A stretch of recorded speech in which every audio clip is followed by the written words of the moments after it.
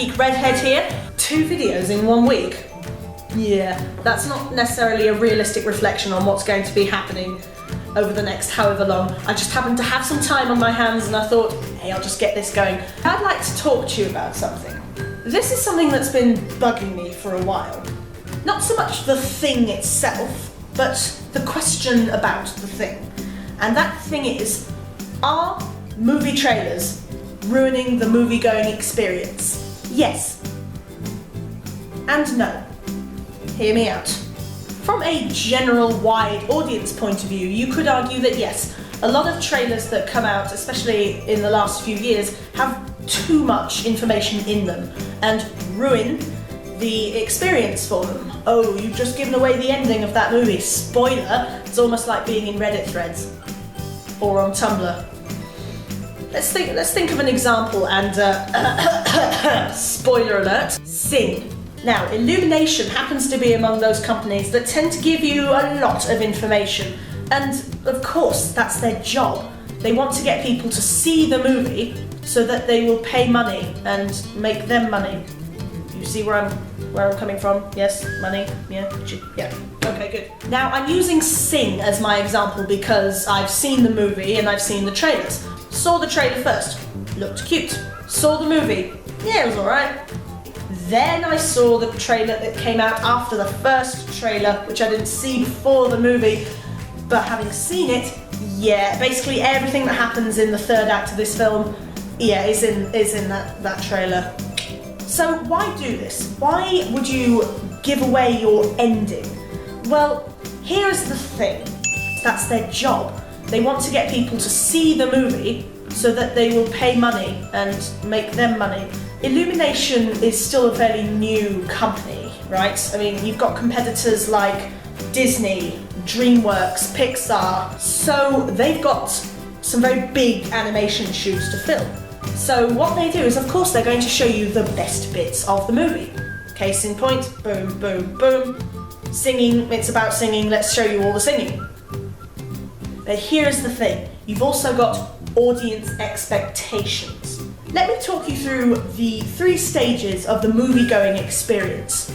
You have the trailer, the anticipation, in which they give you loud noises and pretty images to get you excited. The second is the seeing of the actual movie. Whether or not it has been ruined for you we'll get back to that. Then you have post-movie, the talking about it and or the re-watching of said movie. Now, Pirates of the Caribbean, when it first came out, showed us just enough. It showed us Johnny Depp. Excellent, we like him.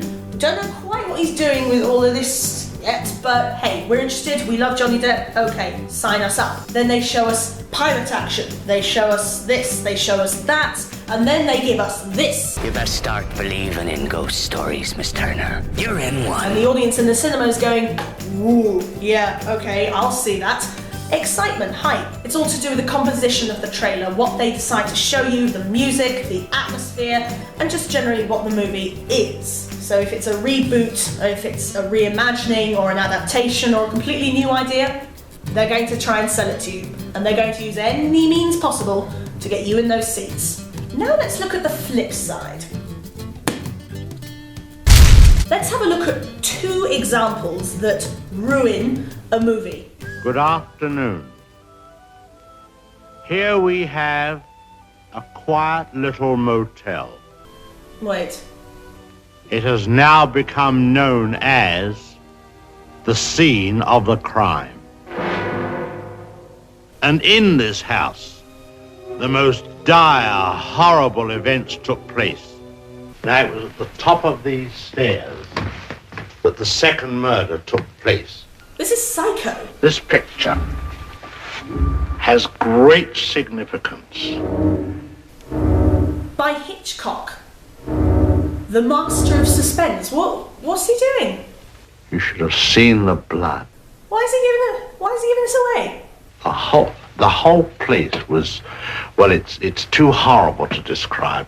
Dreadful. Well, the murderer, you see, crept in here. What? Very slowly. Of course, the shower was on, there was no sound, and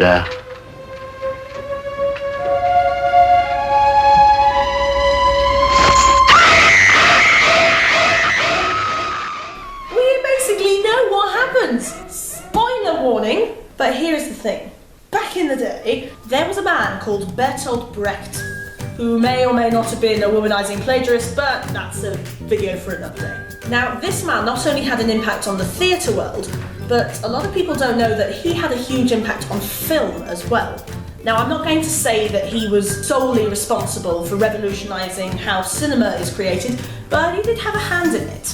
A lot of techniques that you see in films nowadays were inspired by what he would use. Again, he wasn't the first, he wasn't the pioneer, but he was kind of one of the main people to do this, such as flashback, flash forward, title cards were some of the techniques that he brought from his theatre to Hollywood in the 1950s and 60s. But one of the biggest ones, which is one of the things that needs to be considered when talking about ruined films, is what we call cross-cutting. Telling a story out of order, following a non-linear structure. Let's go back to Hitchcock. Why would he spend so much time going through in excruciating detail the plot of his film and the details on his set?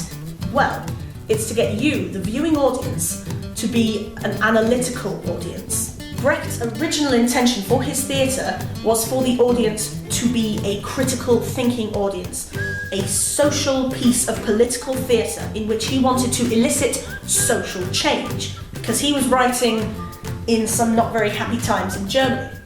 And so one of his techniques, cross-cutting, i.e. telling a story out of order, was to get the audience to think, why is this happening? Rather than being passive, sitting back and enjoying it, going, haha, this is fun, I am buying into the illusion of theatre. That's not what he wanted. So let's think about another movie that ruins the theatrical experience. You were lost for 4 years. We had a funeral, coffin. What was in it?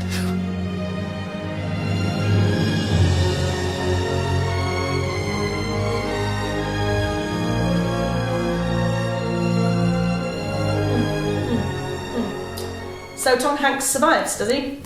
Yeah, okay. Now I can watch this and analyse it. I'm not saying that this is for everybody. Not everybody wants to go to the cinema to analyse it. Some people do. The general cinema-going public wants to escape. Movies, theatres, books, they are a form of escapism. However, there are some of us who would like to be a little bit more critically thinking and analyse why.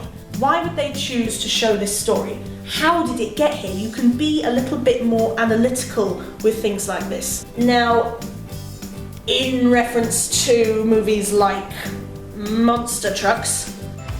It is an engine for my truck. Isn't that right, Creech? This sort of technique may not be quite as applicable because I have zero interest in seeing this mess of a movie. So I don't really have a concrete answer as to whether or not film trailers are ruining the cinema-going experience. It depends on who you are and what you're seeing. Sometimes those do not work in situ. But then if I could go back to that category of post-movie, if you see a film like Jumanji, for example, that was quite a long, extensive trailer. And my students were saying, oh, they showed so much of the film, they ruined it. And I was like, yeah, true. But you've seen the movie. Therefore, you know what they've put in and what's important. But before you saw it, you didn't know, did you? So, in conclusion, I don't have an answer. Ha! That's a good start. But, seriously, if you are one of those people who wants to go to the cinema to escape and enjoy the film and be surprised, that's up to you. I would suggest maybe avoiding places like YouTube that have the trailers everywhere. And when they come up on the cinema screen, just close your eyes or something. Just la la la la la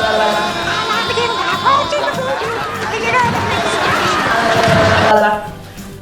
But for those of you who are getting angry about it, I can't avoid it, and yet you still watch the trailers and get angry about the fact that they are spoiled for you, think of it this way.